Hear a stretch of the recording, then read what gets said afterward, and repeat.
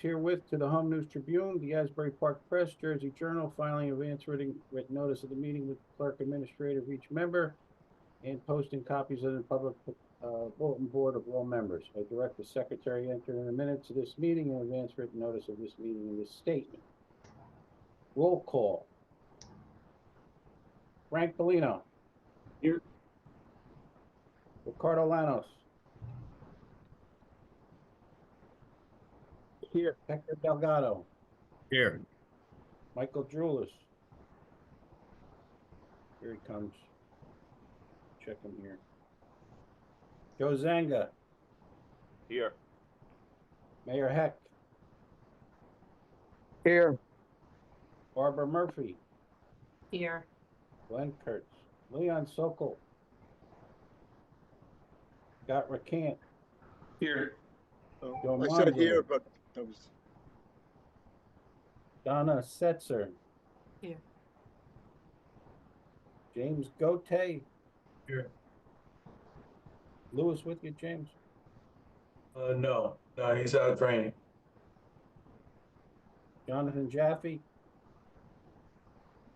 So I spoke to Jonathan. He's not available today. He'll be at the next meeting for sure. Bob Gemmell with Brown and Brown in lieu of Dominic. Here. Robin Rassiopi. Here. John Walsh. Here. Michelena Miller. Here. Michaeline. Michaeline, I'm sorry. Cindy Villagran. Here. Dan Iborn. Acorn, thank you. Icorn. And I believe I saw Mr. Cradiville come in.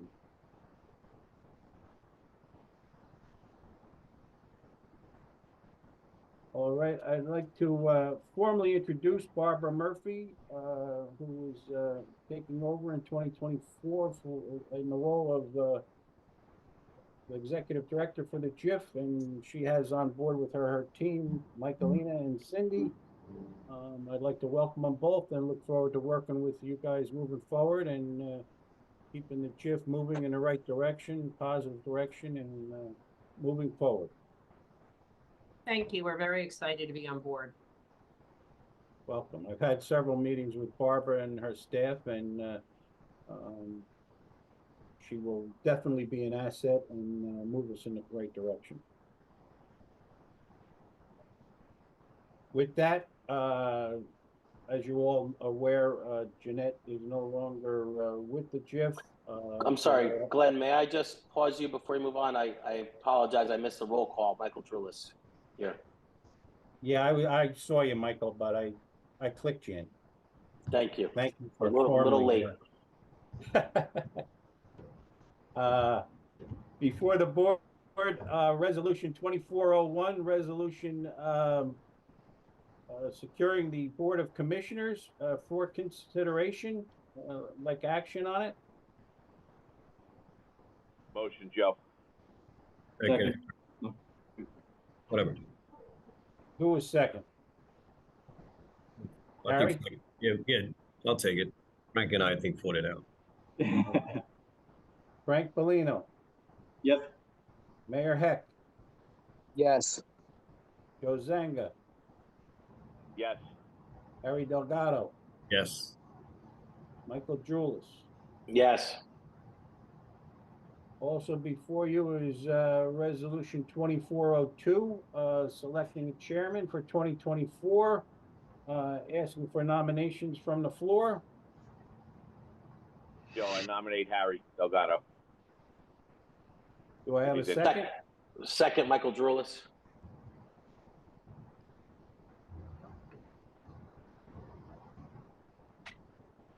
Hopefully Harry. Any other nominations? Nominations being closed. Nominations being closed. Do I have a motion to accept Harry Delgado as chairman? Motion, Joe. Second, second with comment, Michael Drulis. I Sure. just want to, I want to implore Harry to take the job. Harry, you have been, like all the members of this commissioner's board, you have been very active. I think you'll make a great team leader. While I'm very sorry that Jeanette is no longer going to be with us going forward, I think that you'll be able to step into her shoes and keep our forward direction going. I know Harry professionally outside of the JIF. He is well connected to the community he serves. He has a stellar commitment of public service in his entire career. I think he understands the needs of the community that we are responsible to and the insurances that we have to provide. And I think Harry will be a very good deliberator as it comes to problem solving. So that's the last nice thing I'm going to say about you and to you, Harry. So that's my comments. Well, thank you for your kind words. It is my honor to accept. Thank you. Okay, on a motion by Commissioner Zanga, seconded by Drulis, roll call, Frank Bellino, Yes. Mayor Heck, Yes. Joe Zanga, Yes. Harry Delgado, Yes. Michael Drulis. Yes. Also before you is resolution 2403 for secretary of the fund. Do I have any nominations? I nominate Joe Zanga. Do I have a second? Second. Frank. Any other nominations from the floor? Nominations being closed. Do I have a motion to accept Joe Zanga as secretary? I make that motion. Second, Frank. Frank, Just second. comment before vote. Absolutely. I think this is a great team to have Harry and Joe in position. I implore you, Joe, to take the nomination. I didn't want to say it before, but one of the things we'll be missing with Jeanette gone is that CFO approach, that financial background. And while Harry is very good with numbers, I think Joe's classic training as a CFO really rounds out the team nicely. And a lot of good decisions we've made have been through his scrutiny. So I hope you'll take the position, and I look forward to this new executive team. I wholeheartedly agree. Thank you. Thank you all. Yeah, I'll accept it. Thanks. Roll call vote, Frank Bellino, Yes. Mayor Heck, Yes. Joe Zanga, Yes. Harry Delgado, Yes. Michael Drulis. Yes. Okay, Chairman Delgado, I turn the rest of the meeting over to you if you care to follow the. Well, thank you very much. But before I just move on, I want to thank, the commissioner for their, vote of confidence. Certainly, it is my honor to serve, and I will do so, demonstrating the commitment that hopefully I have shown during the past years of service. I also want to thank Jeanette. Jeanette actually was our leader to some very challenging times. Her leadership and expertise and commitment to the fund of the last 3 years is unquestioned. So Jeanette, thank you. Also, I want to thank Frank. Frank actually stepped up to the plate in plain English as an acting. Recording in progress. So I appreciate that very much, Frank. Got it? Okay. Oh, thank you. Thank you. And finally, all the commissioners, our executive director, Barbara, the administrator, Glenn, and the legal counsel and staff for your unwavering commitment to the Middlesex County Municipal Joint Insurance Fund. So I look forward to great work together with this team. So thank you. At this point on the agenda, the next item is the general resolutions. Yes, Chair, General Resolutions 2404 through 2412 can be done by consent resolution. I would like to make comment and get some feedback with respects to two of the resolutions. 04, the official meeting schedule. It has been suggested to move back in some form to in-person meetings. It's my desire to designate 4 meetings to be in person at a place to be determined, but I'm looking at the February 28th, May 22nd, August 28th, and November 4th meeting as being in person. That would be the only change there. I have to work out with the executive director with respects to her schedule and a location. With respects to resolution 12, the JIF has to set an interest rate on delinquent 2024 assessments. The resolution is before you with a blank setting the interest rate. It's a requirement of the state regulations.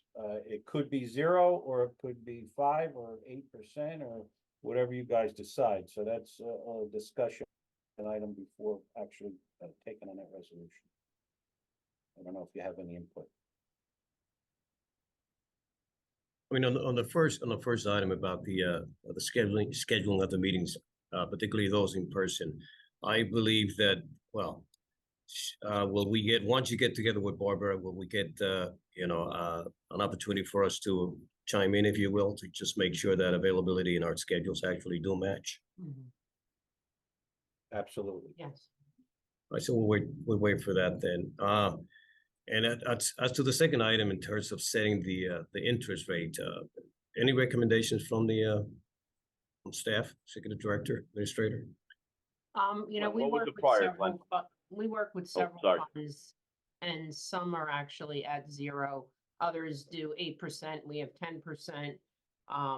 The other thing I do want to comment on is that the resolution, the second whereas needs to have the fund year of 2024 added to it. Right Okay. now, it just says, and for the collection of assessments in default, I think it needs to be the 2024 assessments, just to make sure we're clear Thank on you. what we're talking about. But you can pick any number. I mean, we do have a fund that has 0. And there's a 10-day grace period allotted for all members. And then typically, even if we were to assess it, we would bring it before the committee before we took any action like that. Joe, did you have a comment? I thought that I Sorry. stepped on you. Yeah, I just wanted to ask Glenn, what was it prior though? Do we have any percentage in there? No. Yeah, Okay. but we did have a resolution last year, not at the reorganization meeting, but subsequent to it, where we agreed on a interest rate comparable to what municipalities charge for Yeah, it was 8 and delinquent 18, I think. taxes, Yep. which was, I think, 8% on the first 1,500 and 18% on the balance in excess of 1,500. If my Yep. memory serves me correctly, but That was correct, yes.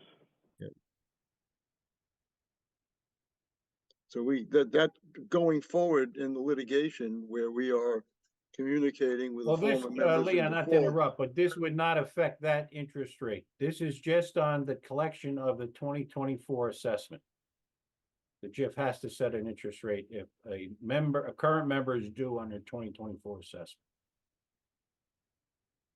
Okay, Well, through the chair, I think we should be at least uniform in our first pass on all our interest rates.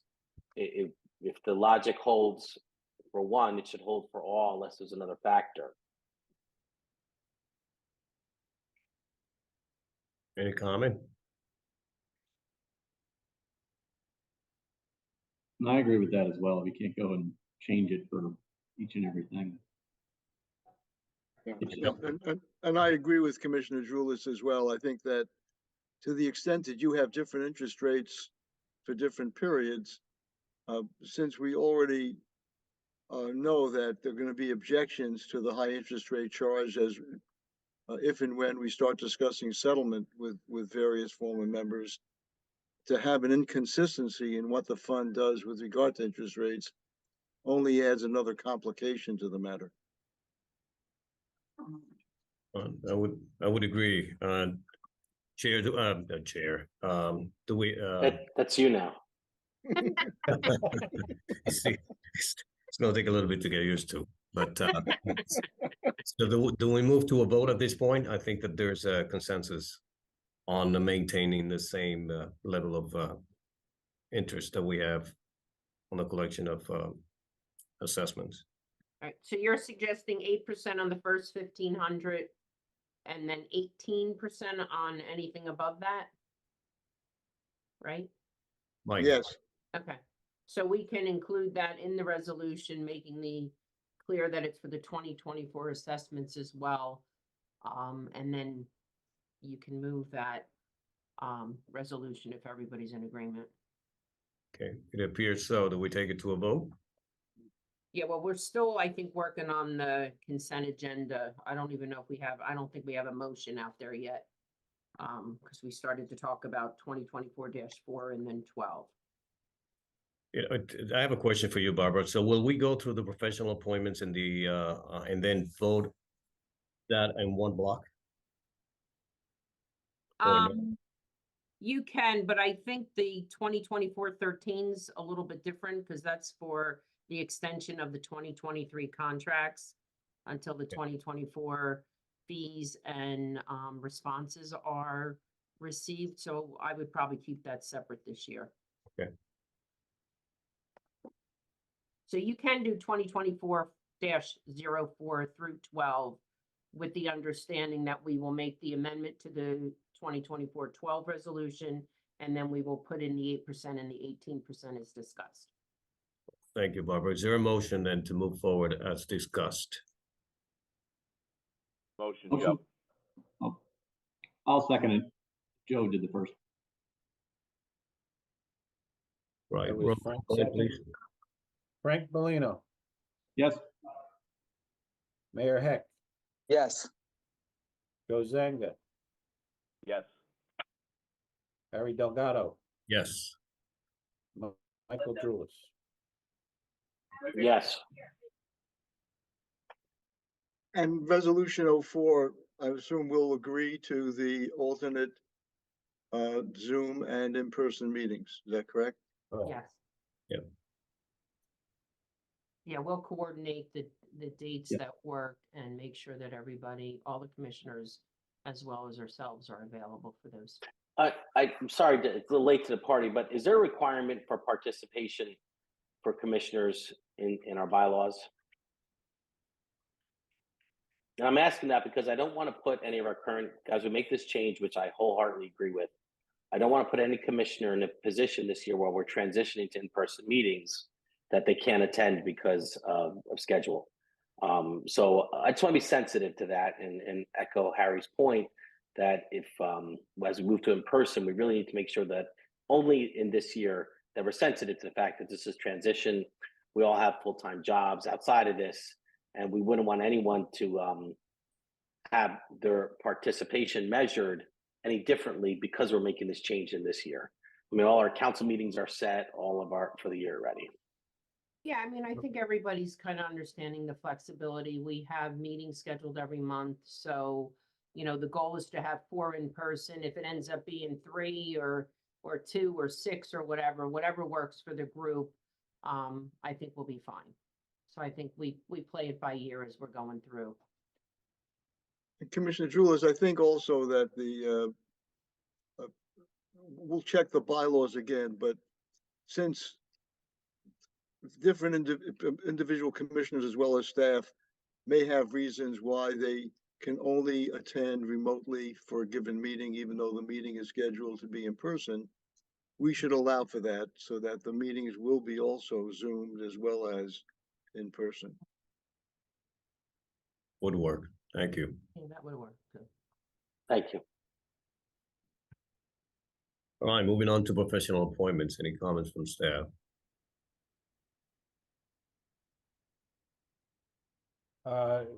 This is a resolution for consideration continuing the service of the current fund professionals.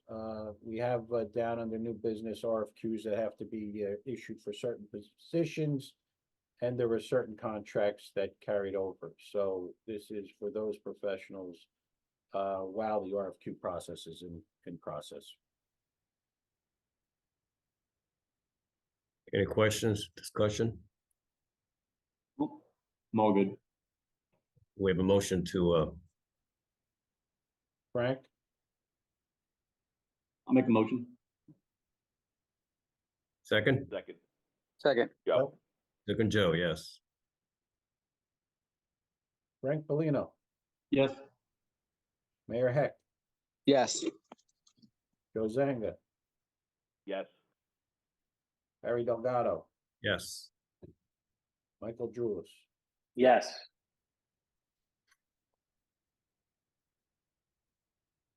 Thank you. And moving right along to the administrator's report.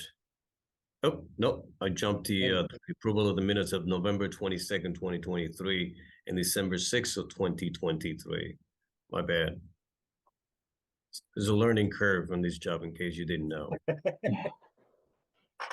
I'll make a motion. Thank you, Frank. Second, On to you. okay. Glenn, Frank Bellino, Yes. Mayor Heck, Yes. Joe Zanga, Yes. Harry Delgado, yes. Michael Julius. Yes. And now we move on to the administrator's report. Uh,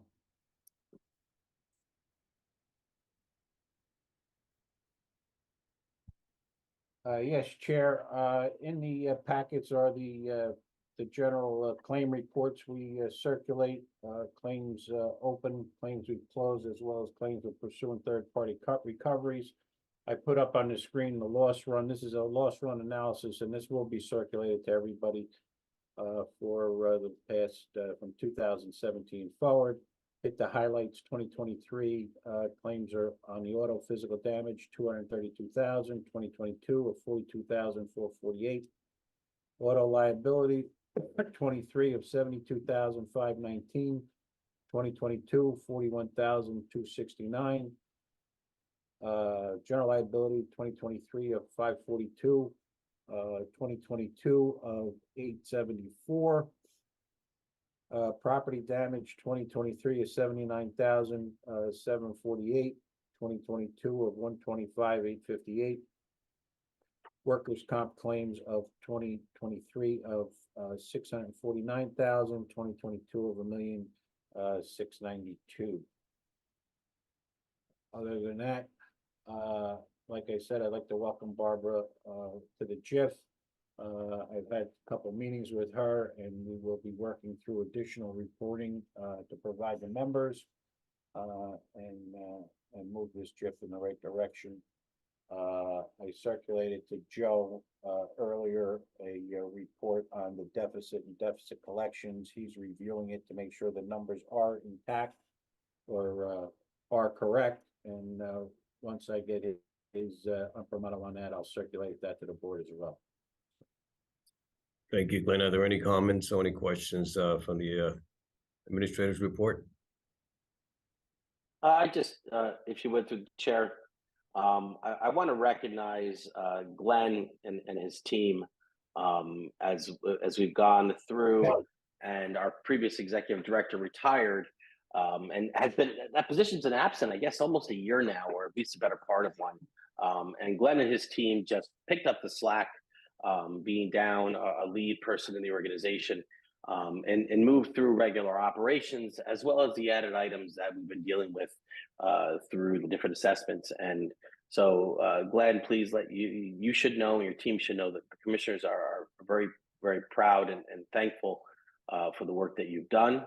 And thank you for also your leadership in transitioning Barbara into her role. I think her addition to the brain trust of what we're all trying to accomplish here is going to keep the JIF moving forward in a very positive way.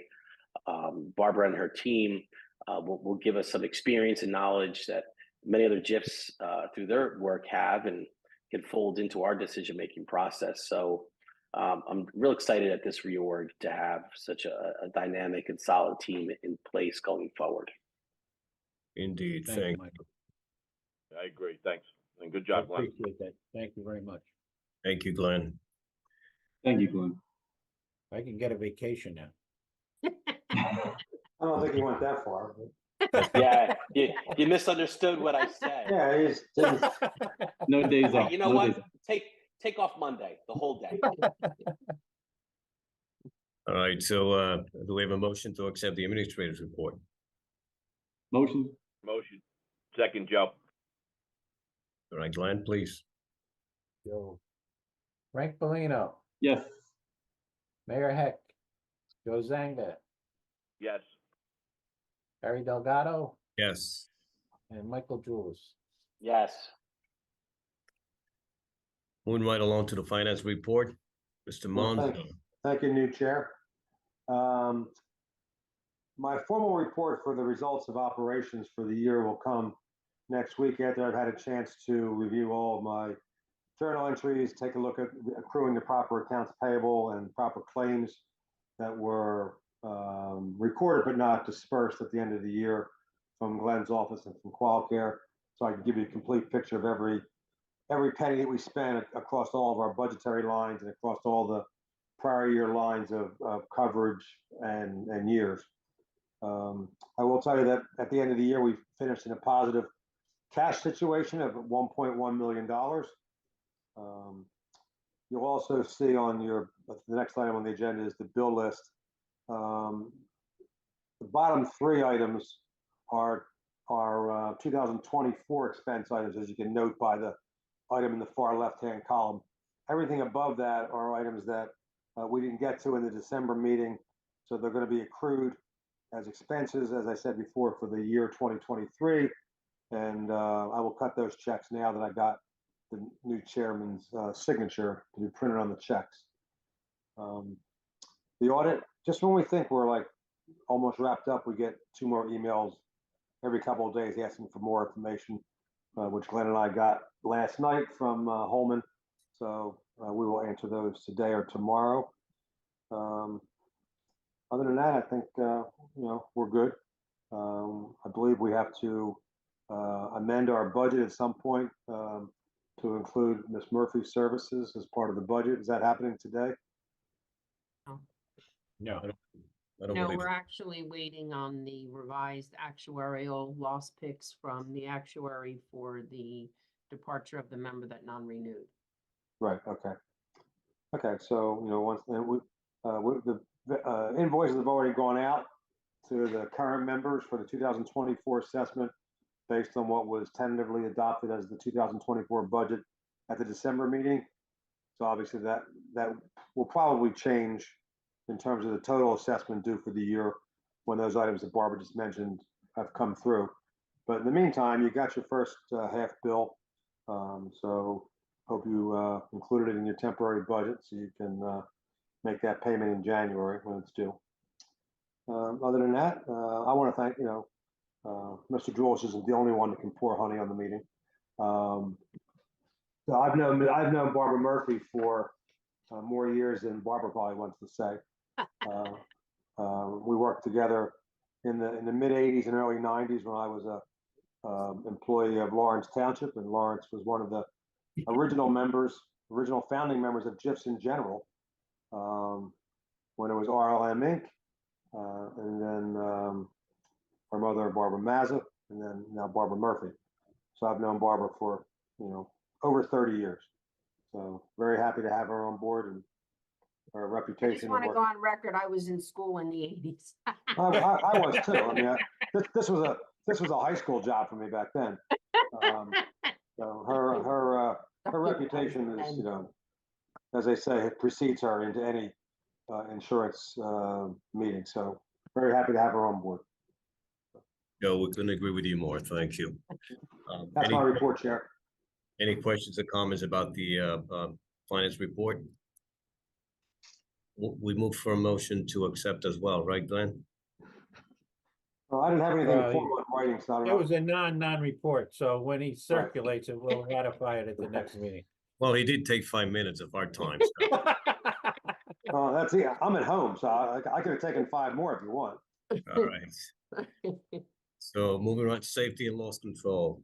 Now you got the bill list. Yep. You have to approve the bill list. Bill list, yes. Yep. Motion Motion, by Frank, second. Joe. Joe. Joe, Glenn, second. please. Frank Bellino, yes. Mayor Heck, Yes. Joe Zanga, Yes. Harry Delgado, Yes. Michael Jules. Yes. And one more thing for my report. I want Too late. That's okay. This has nothing to do with my report since Harry made fun of me in my 5 minutes, I want to take 30 more seconds to congratulate Mr. Droulis on his wife becoming a new member of the New Jersey State Assembly. Her swearing in was yesterday. So just want to, from us to you, Michael, to your family, congratulations on her election victory and her swearing in yesterday.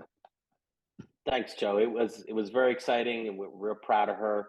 She's gonna be a great legislator, and I know that because she's been passing laws in my house since we've been married, and now we will all benefit from the skill and talent. But all kidding aside, she'd been a staffer for years, and she's gonna do a great job. So thanks for that recognition, Joe. Congratulations, Mike. You have Congratulations. no veto authority, I guess. huh, Mike? Absolutely. Okay. And she also has veto power in the House. Well, she doesn't need veto power because nobody else is Power, allowed yeah. to vote. So, Safety and lost control. I believe Jim was in, no? I thought so. I thought I saw. Yeah, I You thought did, he Jim? agreed. Didn't he say, acknowledge that he was here? Yes, he did. Yeah, Yes, can everyone hear me? Yes. yeah. Okay, good afternoon. Just a couple of things, some updates on PIOSH actions. Number one, a reminder to all members that the OSHA 300 log needs to be posted by February 1st at a location that's readily accessible to all employees. That would be a listing of all the accidents and injuries and occupational illnesses that occurred at your location in 2023. There's a couple of things that have come about from PIOSH and OSHA that may be of interest, and they're compliance related as far as citations and whatever.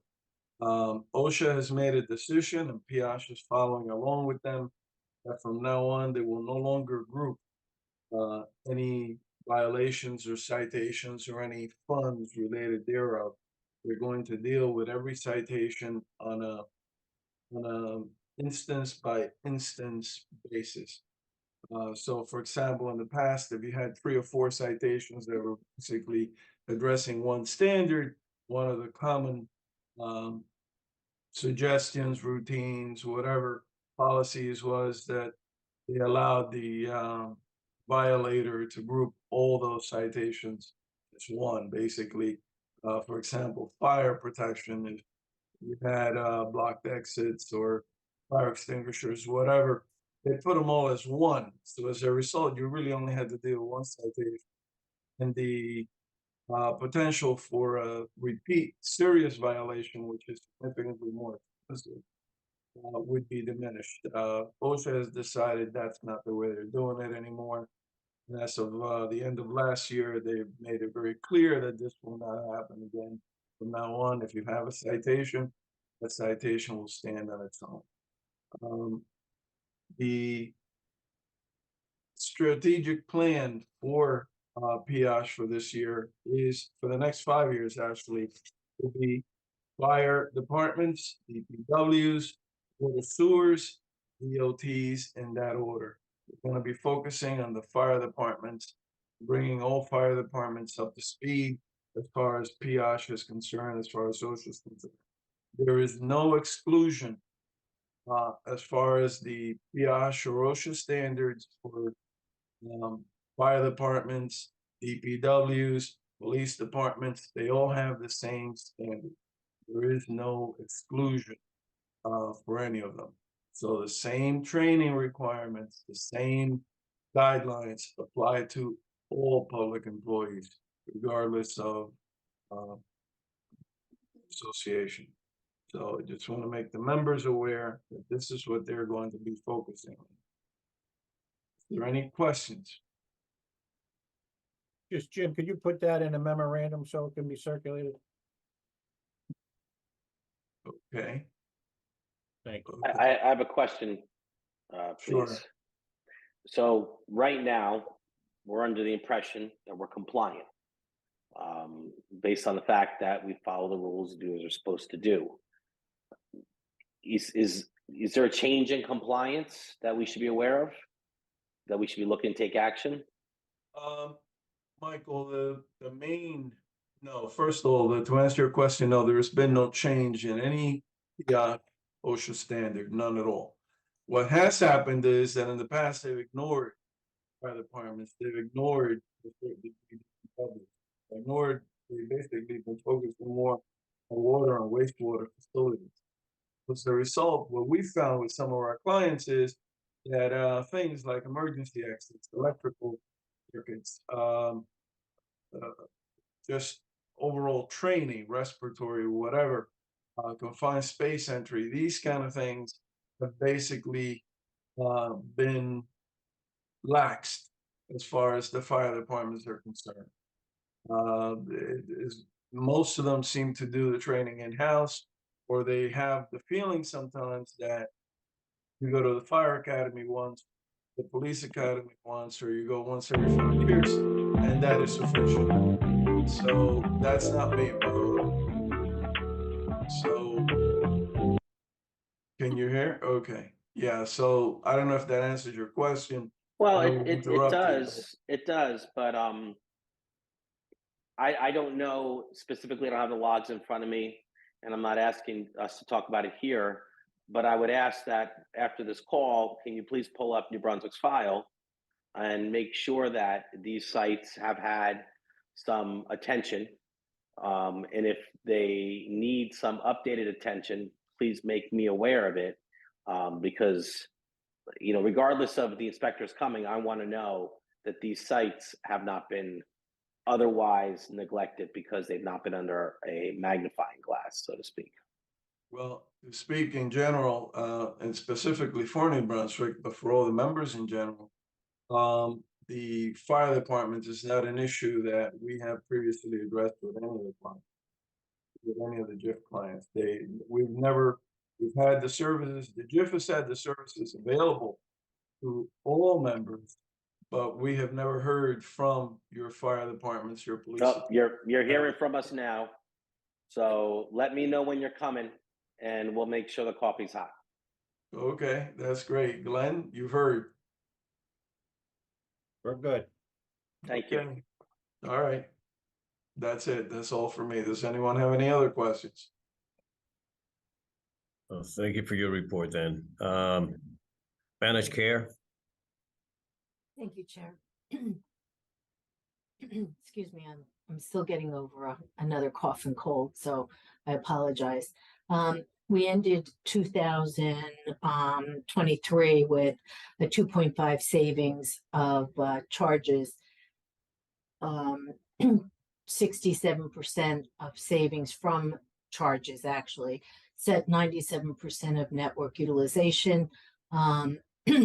If there's any questions on the report, I'll be happy to answer.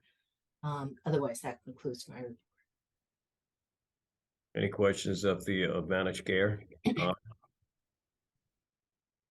Nope. I've not moving right along to all business. Any old business? Chair, the only couple items under old business. One, I believe Mr. Cant circulated before the meeting. Bradley Beach accepting the terms with respects to the repayment of the deficit. So they're on board. And from what I understand, he's currently in negotiations with Southbound Brook as well, who is favorably looking to make a move to pay. Other than that, I do see Mr. Jaffe entered. I don't know if he has anything to report he could discuss under old business. Hi, everybody. We had put together a press release before the holiday about Qualinx. It ran on a news site in New Brunswick, which Glenn I believe he put it up on the JIF website. Our next press release we're going to be doing is we're going to be doing a nice piece about Barbara Murphy coming on board as executive director. And I'll be reaching out to her after this meeting to schedule some time for when it's convenient for her. And that's what I have. Thank you, Jonathan. Any new business? See, we have some items on the new business, Glenn. Yes, Chair, I have a resolution on to, it should be 2024-14. I apologize for that. Recognizing the contributions of Jeanette Larison, our former chairperson, to the JIF for consideration. Right, so we're not gonna read on the record, we're just simply gonna approve it, because, Janet is not here with us today, That's correct? Yeah, I'll make sure he gets a copy. thank you very much. It is really, a pleasure to recognize for the work that she's, done for the JIF for the past 3 years, so thank you. What else do we have, Glenn, relative to the Yes, Chair, as stated previously, several professionals with respects to the issuance of RFQs, we need to get on board and lock down for 2024. I've already had communications with Mr. Recant regarding the updated RFQs. So once I just need authorization from the board to issue the RFQ, they will go out immediately and due back within the time frame to get action and get them on board in February. So would you need direction in terms of a vote? Yes, just a vote authorizing the issuance of RFQs. All right, so let me entertain a motion. Motion, Frank? Second, Joe. Glenn? Frank Polino, Yes. Mayor Heck, Yes. Joe Zanga, Yes. Harry Delgado, Yes. and Michael Jules. Yes. All right, so we will move on. I guess we need a motion. Do we need a motion, Glenn, to move to public comment? I can't see anyone. Do you see anyone that would take advantage of the public comment portion? Charlie. Hi there, was in. Charlie Cradaville. Can you hear me? Yes, we can. Hi, Mr. Chairman, members of the board. I apologize for any interruption or disruption before on my line. I wanted to, first introduce myself for those who don't know me. I'm Charlie Cradaville. I'm the editor of New Brunswick Today, a community newspaper here in New Brunswick, and I wanted to congratulate the new executive director and give her my best wishes. I do have some questions for the commissioners. First of all, I note that the website does say all relevant public documents will be available for inspection on the MCMJIF website. But today only the agenda was available, and I just wanted to make sure that things like the document we're looking at on screen, the loss run analysis, and the other documents in the packet will be made available on the web in the future. And if I could just get Mr. Kurtz or the new executive director to just send me the packet for today, I'd appreciate it. Is that possible? I'll make sure I was working late into the evening last night, Charlie, getting the whole packet together. I apologize, and relevant documents will be posted with the agenda moving forward. So. Okay, thank you. I understand, and if you're able to send me the packet for today, I would appreciate it. I think I heard the update on the potential new fund members, and I just want to clarify the current fund members is Carteret, Millstone, New Brunswick Parking, and South River. Are there any others at this time? No. Okay. And on the new executive director, I have been hoping to get in touch with you, and I do note that I don't believe your position or contact information is on the MCMJIF website yet. So I just also wanted to bring that to your attention. I also wanted to understand the term of the work. I appreciate Mr. Kurtz sharing the contract with me earlier today. The position, is it a full-time position or a part-time position? And I know Ms. Murphy's been involved in a lot of other JIFs. Is she still going to be involved in those other JIFs? And if so, which ones? Yeah, I will be involved in all my current business as well as the Middlesex JIF. And I can give you Got it. contact information later, but it'll be posted on the website.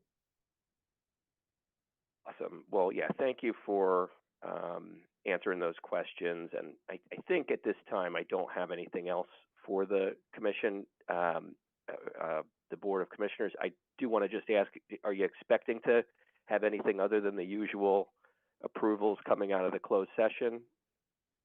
Or just the No. routine? Nope. Okay, great. Well, then I will drop off when you go into executive session, and I appreciate all your time. Best wishes and a happy new year to everyone. Thank you. Right, at this point, yep, go ahead, I'm sorry. Question through the chair to Mr. Sokol. I think it's to Mr. Cradaville's question. I think it's important that we have an understanding of what the requirements should be for posting of this public information leading up to a meeting. I know that there's a lot of documents have to get together for this meeting, and I think it's important that we're all clear on what the minimum standard is for posting on the website. So, Mr. Sokol, if you wouldn't mind, maybe between now and the next meeting, you could give us that understanding. Yes, Commissioner, I think that that recommendation is well taken, and what we should do with Barbara as the new executive director and Glenn is come up with a timetable so that items can be approved in advance so that they can be posted in timely fashion. So we will not only take your recommendation under advisement, but we'll come up with a plan to implement it. Yeah, the minimum requirement is the agenda. Literally the agenda, not the agenda packet.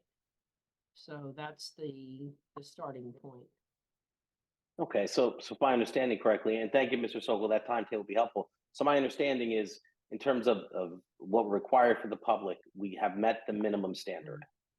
That's correct. Okay, thank you. I would also like to add to that, if you would please have discussion or consideration as to a date prior for the package to the commissioners. I believe that we've had conversation in the past about the week before, or what have you. But certainly, if you could have that consideration and then let us know, that would be greatly appreciated. I know last night was an exception, so we spent the evening reading the packet. But Yeah, our goal is to get it out much earlier than we got this one out, definitely. thank you very much. I have a question. I'm not sure if Barbara cares one way or the other, but is it really necessary for anybody to know who all of Barbara Murphy's clients are in her field? No. Has the same question been asked of Qualcare or Skyline or myself or anybody? Did that information be provided to somebody that's not really public? Joe, I think that the best step here is to let I think Barbara, when she talks with Jonathan, and they put together a release, that's the information. And thanks for asking the question, Joe. I think that release should be the information that we should be discussing, and as is relevant to our fund. And Barbara and Jonathan, I think we should think about what Joe's asking as we put this release out. What's important to the commissioners is your breadth of experience and your resume accomplishment, whether or not those are your clients or not your clients currently active. I don't think it's relevant. So I think you and Jonathan will come up with a good solution, and I hope we can do it sooner rather than later, though, because now that the reorg has occurred, this is very timely information. Got it. Totally agree. anything else relative to public comment? Because if not, I'd like to entertain a motion to go into closed session. I'll motion that. I have a second. Second, Joe. Okay. Frank, no. I just want to make a reference to the fact that we're going into closed session at 12:53. That's one thing that we're going to add to the agenda is when you go into close, when you come out as well. Thank you. Frank Bellino, Yes. Mayor Heck, Yes. Joseph Zanga, Yes. Harry Delgado, Yes. Michael Drulis. Yes. And will you need us in the closed session? No, I don't think there's anything too heavy for you, Jim.